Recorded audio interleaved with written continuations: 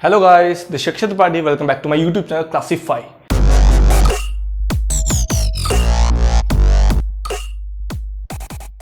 कैसे हो सब? बहुत बढ़िया।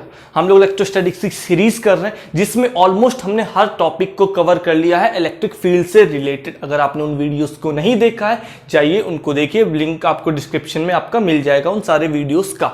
आज का हमारा टॉपिक जो कि बहुत ही ज्यादा इंपॉर्टेंट है, इसमें क्वेश्चन इस टाइम पे भर भर के पूछे जा रहे हैं जिसमें मेंस, एडवांस या नीट लेवल के एग्जाम है कि वो कैविटी के अंदर इलेक्ट्रिक फील्ड को कैसे कैलकुलेट करते हैं, या कैविटी आ जाती है तो वहां पे इलेक्ट्रिक फील्ड कैसे कैलकुलेट करते हैं। कैविटी बोले तो खाली हिस्सा।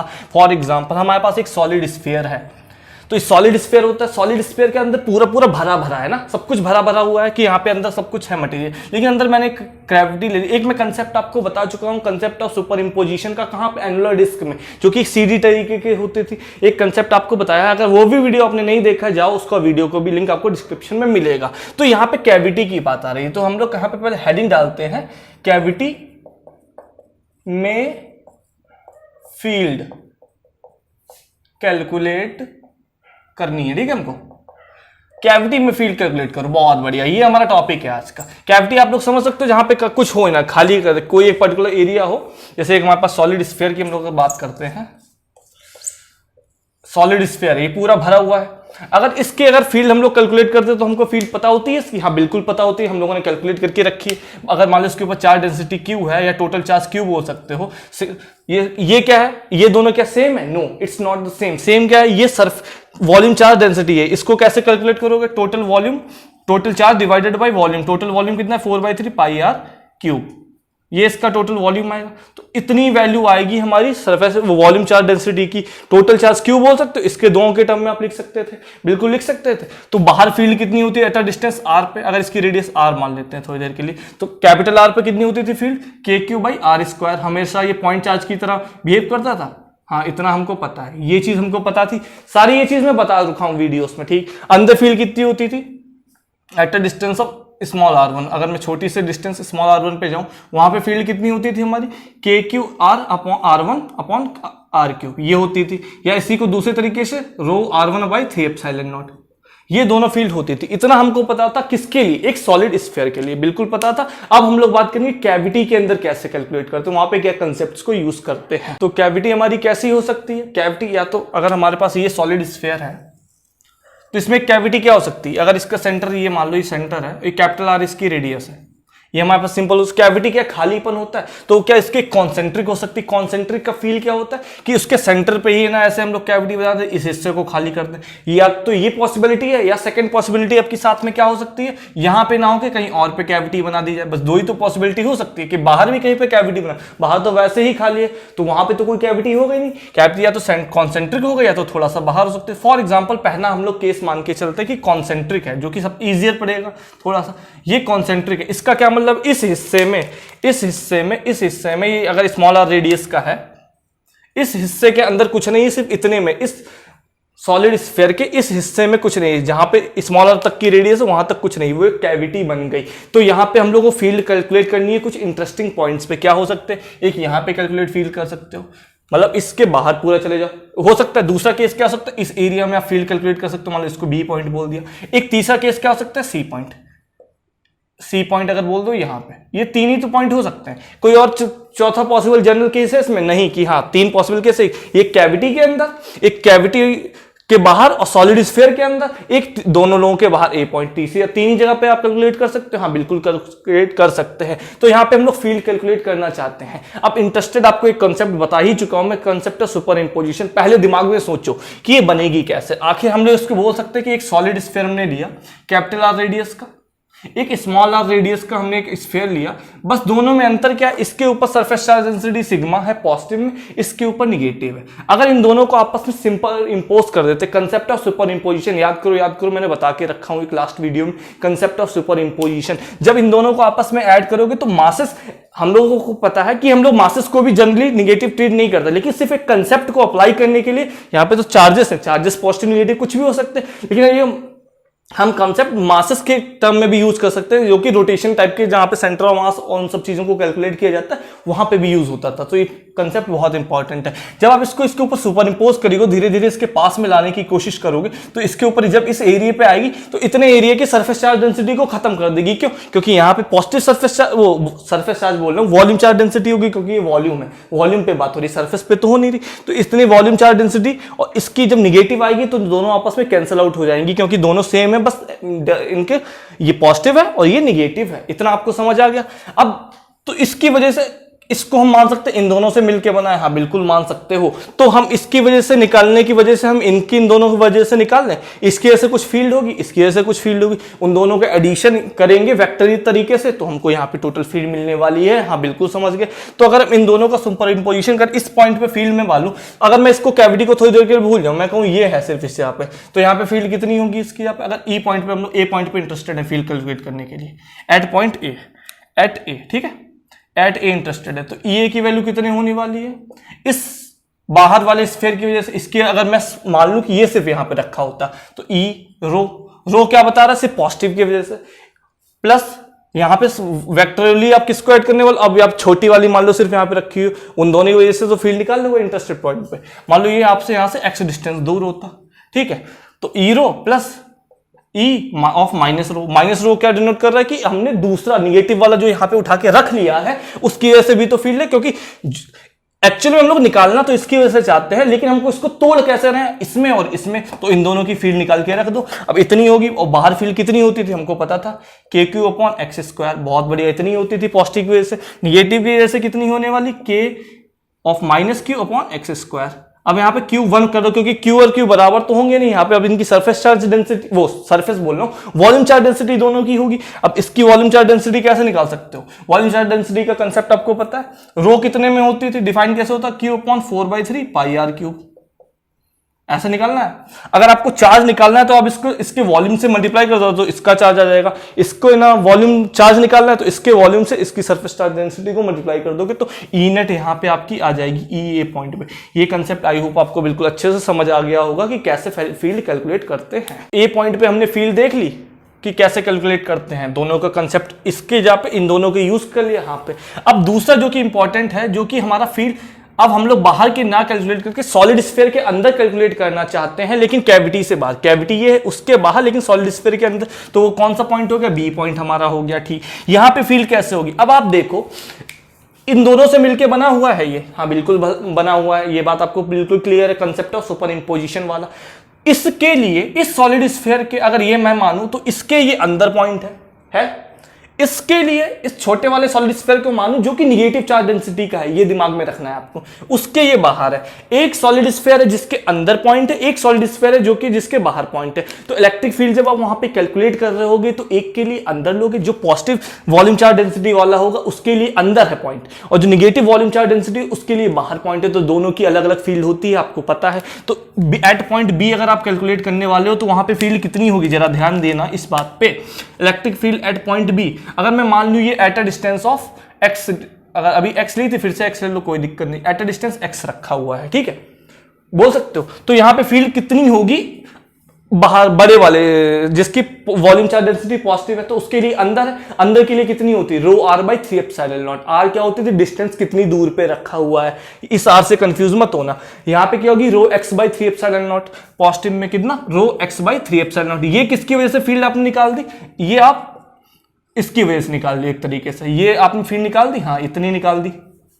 ई रो एक्स अपॉन 3 एप्सिलॉन, वो होगी ई रो, इसकी वजह से। अब इसके लिए लेकिन बाहर रखा हुआ है, अगर मैं इसको बना हुआ माना है इन दोनों से, तो इसके लिए बाहर रखा हुआ, तो बाहर फील्ड कितनी होती थी, जरा कैलकुलेट करो, के क्यू अपॉन एक्स स्क्वायर, यही तो होती थी। इस निगेटिव जो वॉल्यूम चार्ज डेंसिटी है हमारा कैविटी है, उसकी वजह से फील्ड है ना। कैविटी को हमने क्या मान के रखा है? एक ऐसा स्फीयर जिसके अंदर निगेटिव वॉल्यूम चार्ज डेंसिटी है, ठीक है, जिससे कैविटी सुपर इंपोज किया हमने। जब उसको पॉजिटिव वाली वॉल्यूम चार्ज डेंसिटी भी, तो हमको कैविटी मिल गई, ठीक। तो इसकी वजह से फील्ड कितनी होगी? के क्यू बाई एक्स स्क्वायर। क्या क्यू ये दोनों सेम होंगे? नहीं। इस क्यू को कैसे कैलकुलेट करने वाले हो? इसकी surface charge density, volume charge density rho, और इसका वॉल्यूम कितना होगा? 4/3 पाई आर का क्यू, आर कौन सा होगा, स्मॉल वाला, तो इन दोनों को ले लिया। ये क्या हम लोग बोल सकते हैं, ई ऑफ माइनस रो।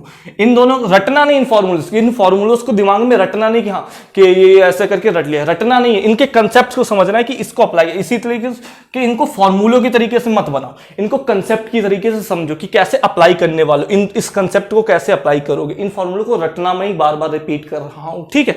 आपको 2 पॉइंट क्लियर हो गए। अब तीसरा हो गया कि बाहर देख लिया, एक के अंदर एक के बाहर, अब दोनों के अंदर पहुंच जाओ तो कैसी फील्ड होगी, जरा उसको भी कैलकुलेट कर लेते हैं। तो अभी हमने दोनों पॉइंट्स पे देख लिया, ए और बी पे, लेकिन हम लोगों ने फील्ड की वैल्यू बताई थी, डायरेक्शन की बात नहीं की थी। मैं इस चीज को फिर से हमको पता है फील्ड अलोंग द लाइन होती है, हाँ बिल्कुल पता है, हमको पता था ये कंसेप्ट। अगर हमको इस कंसेप्ट पता है तो अगर मैं जो भी बी पॉइंट पे वैल्यू बताया था, ए पॉइंट पे वैल्यू बताया था, उसमें फील्ड कैसी ही होने वाली है, उसमें फील्ड अलोंग द लाइन ही होने वाली है। अगर मैं इसको पॉइंट को ओ बोल दूं तो ओ बी वेक्टर बोल सकते हो, या ओ ए वेक्टर के अलोंग होने वाली है, इनवर्ड भी हो सकती है, आउटवर्ड हो सकती है, डिपेंडिंग की मैग्नीट्यूड कैसा है। ये आपको बिल्कुल कंसेप्ट पता है कि अलोंग द लाइन होगी, बहुत ही पुराना कंसेप्ट है, आपको पता होगा, आई होप, ठीक है। अब दोनों पॉइंट्स को कैलकुलेट करने के बाद हमारे पास बचता है अंदर का, कैविटी के भी अंदर घुस चलते हैं। अगर हम लोग कैविटी के अंदर, तो उसको पॉइंट मान लो सी मान लिया, तो वहां पे फील्ड कैसे होगी, इसके भी अंदर है, इसके भी अंदर है, दोनों के अंदर हो तो इलेक्ट्रिक फील्ड अंदर क्या होती थी, एक सॉलिड स्फीयर के अंदर इलेक्ट्रिक फील्ड क्या होती है, rho are by 3 epsilon not.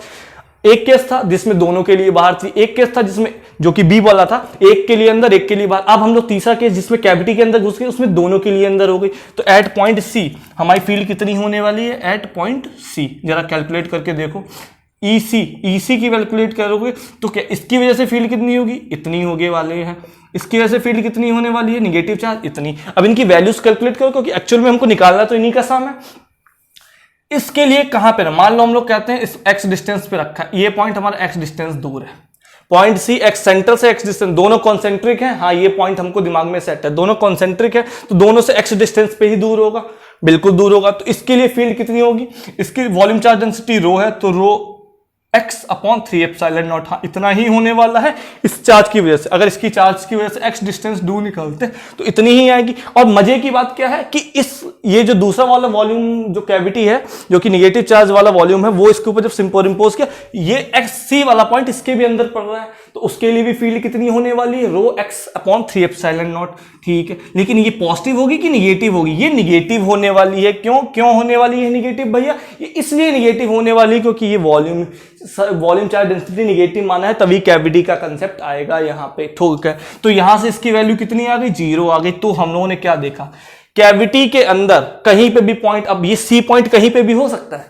हमने यहीं पे लिया, हमारा कोई पॉइंट ही सगा थोड़ा था, हम तो कहीं पे भी ले सकते थे कैविटी के अंदर। तो कैविटी के अंदर फील्ड कितनी होती है, 0 होती है। तो इनसाइड कैविटी फील्ड 0 होती है। बहुत ही इंपॉर्टेंट कंसेप्ट आपको समझ आ गया। अब आप एक चीज पूछ सकते हो हमसे जो शायद आपके दिमाग में नहीं आई होगी, मैं आपको बता दें कि आप फील्ड्स को डायरेक्टली आप ऐड कर दे रहे हो, वेक्टर की तरीके से ऐड क्यों नहीं कर रहे हो। मैंने एक्चुअली वेक्टर की तरीके से ऐड किया क्योंकि हमको पता है फील्ड अलोंग द लाइन ही हमेशा होगी। तो अलोंग द लाइन क्या हो सकती है, या तो आउटवर्ड होगी या तो इनवर्ड होगी, हमेशा 180 डिग्री का एंगल होगा। अगर पॉजिटिव के लिए केस के लिए बात करें, पॉजिटिव चार्ज के लिए तो हमेशा आउटवर्ड डायरेक्शन में, नेगेटिव चार्ज वालों के लिए बात करें तो इनवर्ड, हमेशा 180 डिग्री का उनके बीच में गैप रहेगा। तो 180 डिग्री में सीधे उनको आपस में माइनस कर देते हैं या प्लस करते हैं, जो भी है ये कंसेप्ट है। तो यहाँ पे वेक्टर एक तरीके से यूज कर रहे हैं, ऐसे नहीं इनको एल्जेब्रिकली ऐड कर रहे हैं, एल्जेब्रिकली इनको ऐड नहीं किया जा रहा है। तो आपको ये आई होप पूरा कंसेप्ट समझ आया होगा। अब बात करते हैं कि अगर ये कॉन्सेंट्रिक ना हो कैविटी, जो कि बहुत ज्यादा इंपॉर्टेंट है, इससे भी ज्यादा कभी कोई सीधा सीधा क्वेश्चन आता है तो उसको भी देखते हैं। कंसेंट्रिक की हमारी बात होगी कि कंसेंट्रिक कैविटी, अब कैविटी दूसरी जगह पे भी हो सकती है, हाँ बिल्कुल हो सकती है। तो हम इसी में अब देखते हैं, एक बड़ा सा डायग्राम बनाते हैं, बहुत ही प्यारा। ये हमारा पूरा एक सॉलिड स्फीयर है, अंदर सब कुछ भरा भरा है, ठीक है। अब इसमें एक कैविटी हमने डाल दी, इसका सेंटर है, मान लो इससे रेडियस r पे हो आप, यही तो आपका कंसेप्ट था। अब इसकी कैविटी एक पहले जो डिस्कस कर चुके हैं वो सेंटर पे होती थी। अब हम लोग मानते हैं कहीं पे कैविटी और जगह पे, मान लो इस जगह पे है कैविटी जिसकी रेडियस है स्मॉल r की, ये इसका सेंटर है, ठीक है। इतना आपको क्लियर हो गया। और ये मान लो ये पॉइंट O है और ये मान लो पॉइंट P है, कुछ भी बोल सकते हो, POL कुछ भी बोल सकते हो, मैं P बोल दिया हूँ फॉर सेक ऑफ नॉमेनक्लेचर और कुछ नहीं। ये एक कैविटी है, इसके अंदर छोटी सी कैविटी है। तो आपको फिर से इंटरेस्टेड फील्ड कैलकुलेट करवा रहा है, वही मजे का कंसेप्ट आप समझो। कहाँ पे निकाल सकते हो, यहाँ पे कहीं पे फील्ड निकाल सकते हो, यहाँ पे कहीं पे फील्ड निकाल सकते हो, ठीक है, यहाँ पे कहीं पे निकाल सकते हो। 3 ही पॉइंट आपके पास जनरलाइज तरीके से मिलने वाले हैं, क्या, एक A पॉइंट, एक B पॉइंट, एक C पॉइंट। इसको C पॉइंट को सही से लिखते हैं, सी पॉइंट। 3 ही तो हो सकते हैं केसेस, बहुत ही बढ़िया, इतने 3 केसेस हमारे पास हो। चौथा केस आप बना सकते हो, इसके सेंटर पे भी कैलकुलेट करना चाहो, वो ऐसा कोई इंपॉर्टेंट नहीं होगा, क्योंकि आपको पता है यहाँ पे फील्ड आप कैलकुलेट कर सकते हो सिंपली, क्योंकि अभी आपने कंसेंट्रिक वाला कंसेप्ट देख चुके हो। तो हम लोग 3 पॉइंट पे जनरली बात कर लेते हैं। तो पहले सोचो, क्या सोचो कि ये बना कैसे होगा, आखिर इसके ऊपर बात करना बहुत जरूरी है। ये कैसे बना, अगर मैं इसको थोड़ा सा छोटा कर दूं, इसके ऊपर मान low volume charge density rho है, इस इतना हिस्से में कुछ है नहीं हमारे पास, इस हिस्से में सब कुछ भरा हुआ है, जहां पे मैं शेड कर रहा हूं, इस हिस्से में खाली है, कैविटी है हमारी, इतना हमको पता है। ये बना कैसे होगा, मान लो ये पूरा स्फीयर हम लोग जब लेते, उसके ऊपर वॉल्यूम चार्ज डेंसिटी रो होती, और ये तभी वही जो कंसेप्ट पीछे रिपीट कर सेम बता रहा हूं। और ये छोटा सा मैं इतू सा ले गया है जिसकी रेडियस आर है, और volume charge density minus rho है, और इसकी कैपिटल रेडियस आर है। इतना हमको समझ आ गया। अब धीरे से उठा के इसके ऊपर यहां पे रख दिया आके एट अ डिस्टेंस, कुछ ये फिक्स डिस्टेंस मान लो ओपी डिस्टेंस है, ये ओपी डिस्टेंस है, ये फिक्स डिस्टेंस कुछ होगी हमारी, इतनी दूर पे रख के हमने रख दिया इसके सेंटर से, ये ओ सेंटर था, इसका सेंटर मान लो पी है, ऐसे उठा के रख दिया, तो हमको ये मिल गया। तो हम लोगों को फील्ड कैलकुलेट करनी है, तो वही कंसेप्ट जो इसकी वजह से कहीं निकाले तो हम इसकी वजह से निकाल लेते हैं, इसकी वजह से निकाल लेते हैं, दोनों का वेक्टर सम कर देते हैं सिंपली, तो हमको फील्ड कैलकुलेट हो जाएगी। हाँ बिल्कुल पता है। ए पॉइंट पे अगर आप फील्ड कैलकुलेट करना चाहो तो आप क्या कहोगे, इसके लिए भी बाहर है, इसके लिए भी बाहर है, मतलब इसके लिए भी बाहर है, इसके लिए भी, क्योंकि एक्चुअल में इन दोनों से मिलके ही तो ये पूरा बना हुआ है। हाँ बिल्कुल बना है। तो ए पॉइंट पे फील्ड कैसे सिंपली कैलकुलेट कर सकते हो, जैसे अभी मैं थोड़ी देर पहले बता चुका हूं, फिर से रिपीट नहीं करना चाहता क्योंकि फिर आपको भी बोरिंग लगेगा कंसेप्ट। कैसे ए पॉइंट पे फील्ड निकालनी है हमको, तो कैसे निकालोगे, E of plus rho plus E of minus rho, इन दोनों का वेक्टर सम करने वाले हो। इसके लिए आपको पता है, इसके लिए बस ये वॉल्यूम चार्ज डेंसिटी इसके लिए निगेटिव है, इतने, इस कैविटी को अगर मैं जब सुपरइम्पोज कर रहा हूं तो इसके लिए ऐसे फील्ड होगी, कुछ होगी, इसके लिए कैसी होगी, ऐसे होने वाली। अब ये कैसे बोल रहा हूं, मैंने बोला था जब बाहर के लिए होते हैं, सॉलिड स्फीयर के बाहर वो कैसे बिहेव करता है, पॉइंट चार्ज की तरह बिहेव करता है। तो पॉइंट चार्ज के अलोंग द लाइन होती थी, ये मान लो ये है आपकी ई ऑफ माइनस रो, ये है आपकी ई ऑफ रो, ये आपने दोनों कैलकुलेट, क्या इन दोनों की वैल्यू आपको पता है? हाँ बिल्कुल पता है, क्योंकि अगर आपको ये डिस्टेंसेस पता है तो आप बिल्कुल इन फील्ड्स को कैलकुलेट कर सकते हो, प्रोवाइडेड ये आपको डिस्टेंसेस पता होनी चाहिए। ये मान लो एक्स है, क्या ये भी एक्स है? नो, ये एक्स नहीं होगी, तो ये आपको किसी ना किसी तरीके से निकालनी होगी, या तो आपको दी गई होगी। तो यहाँ पे आप फील्ड कैसे इसकी वजह से निकाल सकते हो, के क्यू बाई एक्स स्क्वायर। अगर ये डिस्टेंस मान लो एक्स, ये मान लो x1 डिस्टेंस है, तो इसके लिए कैसे बोलोगी, के क्यू बाई वो के क्यू वन अपॉन x1 का स्क्वायर। ठीक है, यहाँ पे q और q1 आप चेंज करोगे, हाँ बिल्कुल चेंज होगी, क्योंकि वॉल्यूम चार्ज डेंसिटी तो दोनों की सेम है, एक की रो है एक की माइनस रो है, लेकिन दोनों के वॉल्यूम अलग अलग है ना, बिल्कुल अलग अलग है। तो यहाँ पे आप फील्ड निकाल सकते हो, हाँ बिल्कुल निकाल सकते हो। मैं यहाँ पे वैल्यू नहीं निकाल के रख रहा हूँ, वो रटना नहीं, आपको कंसेप्ट समझ में आना चाहिए, आप बिल्कुल कैलकुलेट कर सकते हो। अब हम लोग पॉइंट बात करते हैं बी पॉइंट की, जो कि ज्यादा इंपॉर्टेंट है as compare to A. Point B पे कैलकुलेट करने वाले हैं अब हम, तो पॉइंट बी पे फिर से वही कॉन्सेप्ट, अगर ये है एक वॉल्यूम चार्ज डेंसिटी नेगेटिव की, एक ये पॉजिटिव है, तो इसके लिए बड़े वाले के लिए अंदर पॉइंट है, इसके लिए बाहर है, एक के लिए पॉइंट अंदर है, एक के लिए पॉइंट बाहर है, लेकिन हमको पता है फील्ड कैसी होती है, अलोंग द लाइन होती है। तो इसके लिए फील्ड कैसी होगी, इस बड़े वाले के लिए ऐसे होने वाली है कुछ फील्ड, कितनी वैल्यू होगी, ई ऑफ रो। ठीक है, और ये इसके लिए बाहर है, इसके लिए जो बड़ा वाला सॉलिड स्फीयर था, अगर हम लोग पूरा मान के चले तो उसके लिए फील्ड इस तरीके से होगी, इस अलोंग द लाइन होती है, इस तरीके से। हाँ बिल्कुल समझ आ गया। इस छोटी वाली कैविटी जो कि इसके ऊपर सुपर इंपोज कर रहे हैं कैविटी जब बनाने के लिए, इस छोटे वाले जब negative charge volume charge density को ला रहे हैं, जब ये कैविटी बन रही है हमारी, तो इसकी वजह से फील्ड कैसी होगी, ऐसी ही होने वाली है। कितनी वैल्यू होगी, ई ऑफ माइनस रो। तो इस पॉइंट पे फील्ड कैसे कैलकुलेट करने वाले हो, क्या आप उनका डायरेक्ट वेक्टर सम करोगे? हाँ बिल्कुल वेक्टर सम करने वाले हो, इनका सीधे नहीं ऐड कर दोगे। ई मान लो इसकी वैल्यू कुछ आई, इसकी मान लो वैल्यू सपोज करो 10 आ रही, -10, इसकी वैल्यू 20 आ रही, तो 20 प्लस -10 -10 आ गई, वो नहीं, ऐसे वैल्यू नहीं, ये इनका वेक्टर सम करने वाला। तो यहाँ पे ई नेट कितनी आई एट पॉइंट बी, यहां पे फील्ड जब कैलकुलेट करोगे एट पॉइंट बी, तो कितनी ही आने वाली है जरा चेक करो, वो आने वाली E of minus rho plus E of rho, ये वेक्टर सम होगा इनका। अब मैं इनकी वैल्यू क्यों नहीं लिख रहा हूं, क्योंकि वो आपको क्वेश्चन में किसी तरीके से गिवन होगा, कितनी डिस्टेंस पे क्या एंगल है, वो कंसेप्ट आपको बताया होगा। मेन कंसेप्ट सीखना है जिससे हमको क्वेश्चन अप्लाई करना आए, वो हमारा बहुत इंपॉर्टेंट है। जहां पे इंपॉर्टेंट जो जनरलाइज्ड होती है वो तो मैं आपको बता ही दे रहा हूं, जैसे कि कोई जनरलाइज्ड नहीं है यहाँ पे। मैं अगर मान लो किसी एक पर्टिकुलर केस के लिए बता दूंगा, आप उसको रट के बैठ गए, मान लो दूसरा केस के लिए आ गया तो फंस जाओगे। तो रटना नहीं, पहले कंसेप्ट को ही सीख लो, ठीक है। तो आपने निकाले, अब आपको ये पता, अब ई रो और ई ऑफ माइनस रो और ई ऑफ रो कैसे कैलकुलेट करोगे?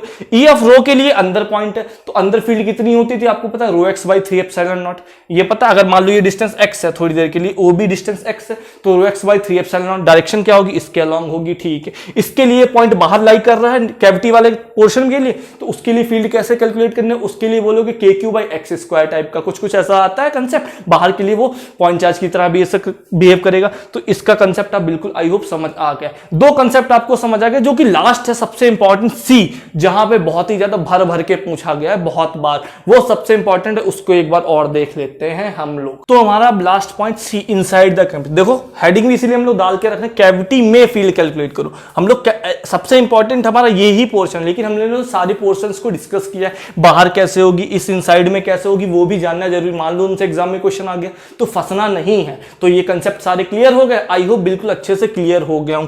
लास्ट इसको भी सीखते हुए जाना है कैसे इस पॉइंट पे फील्ड कैलकुलेट करनी है। हाँ, ये पॉइंट मजे की बात इस बड़े वाले सॉलिड स्फीयर के भी अंदर है, कैविटी के भी, या मतलब जो नेगेटिव चार्ज डेंसिटी होगी उसके भी अंदर आ गया, दोनों के अंदर है। तो सॉलिड स्फीयर के अंदर फील्ड कितनी होती है, बार बार बोल रहा हूं, rho x by 3 rho are by 3 epsilon naught, कुछ भी बोल सकते हो आप, बोल सकते हो। तो इस पॉइंट पे अगर हम at point C field calculate करना चाहें, और वहां पे डायरेक्शन भी आपकी बहुत इंपॉर्टेंट आएगी, क्योंकि इसमें एक फिक्स डायरेक्शन आती है। बाकी केसेस में डायरेक्शन फिक्स नहीं, क्योंकि पार्टिकुलर चेंज जैसे जैसे लाओगे, जैसे जैसे फील्ड की वैल्यू बदलोगे, मतलब लोकेशन, तो फील्ड वहां पे बदलेगी। लेकिन यहां पे एक फिक्स डायरेक्शन आती है, उस चीज को आपको चेक करना है कैसे। एट पॉइंट सी कैलकुलेट करने वाले हो फील्ड, कैसे कैलकुलेट करो?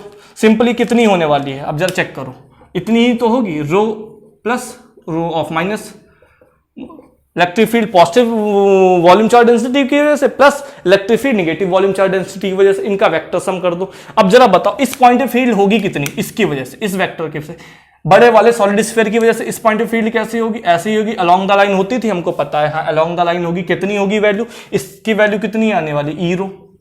इसकी वैल्यू कितनी होगी? अगर ये मान लो डिस्टेंस है आपकी, ये पॉइंट मान लो सी है, हमने सी नाम दिया ही है इसको, तो क्या ही दिक्कत है, सी पॉइंट है ये हमारा, हाँ बिल्कुल सी पॉइंट है, इसको ऐसे हटा देते हैं, सी पॉइंट है। तो ओसी हम लोग बोल सकते हो। तो हमारे पास क्या आया कंसेप्ट, देखो चेक करना जरा, E of rho, rho OC divided by 3 epsilon naught, और किस, ये वेक्टर वैल्यू है तो ओसी के अलोंग ही तो आपकी आ रही फील्ड की वैल्यू कितनी होती है, रो आर बाई 3 एप्सिलॉन, और डायरेक्शन क्या होती है, अलोंग द लाइन होती है, तो वेक्टर ओसी के अलोंग ही होगी, तो हम लोग को उसमें डायरेक्शन भी एसोसिएट करवा दी। तो कितनी आ गई, रो आर बाई रो आर क्या है, ओसी अपॉन 3 एप्सिलॉन। ये है हमारे इस बड़े वाले सॉलिड स्फीयर की वजह से। लेकिन क्या इतनी ही है, छोटा वाला भी तो है, उसकी वजह से फील्ड कैसी होगी, उसकी वजह से फील्ड होगी ऐसी कुछ इसमें। इससे डिस्टेंस कितनी दूर पे हो, मान लो पीसी डिस्टेंस पे हो, तो वहां पे फील्ड कितनी होगी, रो लोगे कि माइनस रो लेने वाले हैं। क्यों? क्योंकि यहाँ पे ये निगेटिव चार्ज डेंसिटी की है, वॉल्यूम चार्ज डेंसिटी इसकी निगेटिव है, माइनस रो, ठीक है। तो माइनस रो, डिस्टेंस कितनी है, रो आर, इसके लिए आर कितना है आपका, पीसी है। और डायरेक्शन कैसे होने वाली है, इलेक्ट्रिक फील्ड की अलोंग ऐसे होने वाली, पीसी वेक्टर के अलोंग होने वाली, ऐसे होने वाली है, ओसी की ऐसी, पीसी की ऐसी है। आप उसके बाद नीचे क्या लिखो, 3 एप्सिलॉन नॉट, इतना ही आपने लिख लिया, हाँ बिल्कुल लिख लिया। अब जरा चेक करो यहाँ पे इस चीज को, अगर आपको सही से लिखवाते हैं तो यहाँ पे देखो, रो अपॉन 3 एप्सिलॉन नॉट, तो देखो सीधे सीधे बाहर आ गया। अंदर क्या बचा, यहां पे अंदर बचा हमारा ओसी माइनस पीसी वेक्टर, ओसी माइनस पीसी वेक्टर, इसको कैसे लिख सकते हो, ओसी माइनस पीसी वेक्टर, इतना लिख सकते हो। हाँ बिल्कुल, देखो आप चेक कर सकते हो, रो upon 3 epsilon not OC minus PC vector, बिल्कुल सिंपल, आप देख सकते हो यहाँ पे कैलकुलेट करना है, बाकी ऐसा कुछ है नहीं। अब देखो अगर मैं इसको ट्रायंगल को ज्वाइन कर दूं, तो जरा कंसेप्ट देखना, इसको इसके अलोंग ऐसे ज्वाइन कर दिया मैंने, तो आपको पता होगा एक ट्रायंगल लॉ एडिशन होता है। ऐसे अगर आपका ज्वाइंट है दो वेक्टर्स की तरीके से, तो क्या होता है, अगर ये मान लो ए पॉइंट है, ये ए और बी है, तो O A vector equal to O B vector equal to O A vector plus O C vector, O A B vector.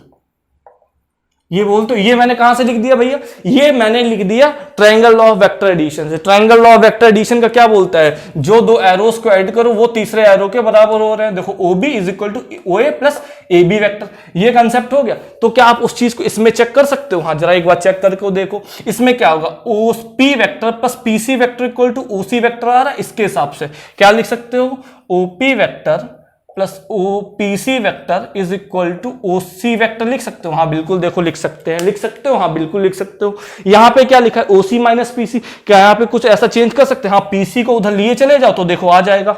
अगर मैं पी सी को उधर लेके जाऊंगा तो ये माइनस में पहुंच जाएगा, उधर बिल्कुल पहुंच जाएगा। तो इसको कैसे लिख सकते हो? Is equal to O C minus P C vector, simply लिख दिया। तो ओसी माइनस पीसी वेक्टर की यहां पे आप क्या सिंपली रिप्लेस करते हो? ओपी वेक्टर लिख सकते हो? हाँ बिल्कुल भैया, ओपी वेक्टर लिख सकते हैं। बस बस बस इतना ही हमको जानना था। अब इस चीज को अगर मैं रफ कर देता हूं, पूरा इस चीज को मैं अच्छे से रफ कर देता हूं, और यहां पे सिंपली क्या लिख सकते हैं? इसकी जगह पे ये लिख सकते हैं ओपी वेक्टर, ओपी वेक्टर। तो हमारी फील्ड एट पॉइंट सी कितनी आ गई? रो upon 3 epsilon not into OP vector. OP vector अब क्या है, जरा इसके ऊपर गौर करो।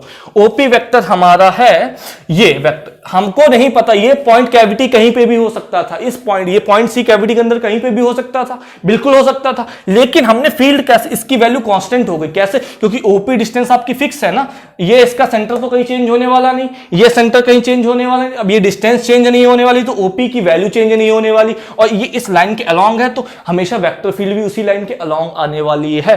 तो इस कैविटी के अंदर फील्ड कितनी आ गई value? Row upon 3 epsilon not into distance between their centres, इतनी आ गई। और डायरेक्शन कैसे होने वाली? अब ओपी के अलोंग होने वाली, तो सारी ओपी के अलोंग ऐसे वेक्टर आएंगे, तो सारी फील्ड ऐसे ही होने वाली है, ऐसे। पर्टिकुलर एक फिक्स डायरेक्शन भी आपकी हो गई, ठीक है। मान लो ये कैविटी यहां कहीं पे होती तो ऐसे सेंटर ज्वाइन होता तो सारी फील्ड ऐसे हो जाती, कैलकुलेट, सारी फील्ड ऐसे कैलकुलेट कर दे। बस ये इसलिए इसका सबसे इंपॉर्टेंट था कि डायरेक्शन कैसे होने वाली, डायरेक्शन सेंटर्स को ज्वाइन कर दो, उसी के लाइन के अलोंग होने वाली है। कहां पर? कैविटी के अंदर। वैल्यू कितनी होने वाली? Fix, rho upon 3 epsilon into distance between their centres. Cavity के अंदर इतनी फील्ड होती है। आई होप आपको पूरा कंसेप्ट बहुत ही प्यारे तरीके से समझ आ गया हो। If you like then like my video. आप मेरे चैनल को सब्सक्राइब कर सकते हैं, अपने फ्रेंड्स के बीच में शेयर कर सकते हैं। Thank you for watching.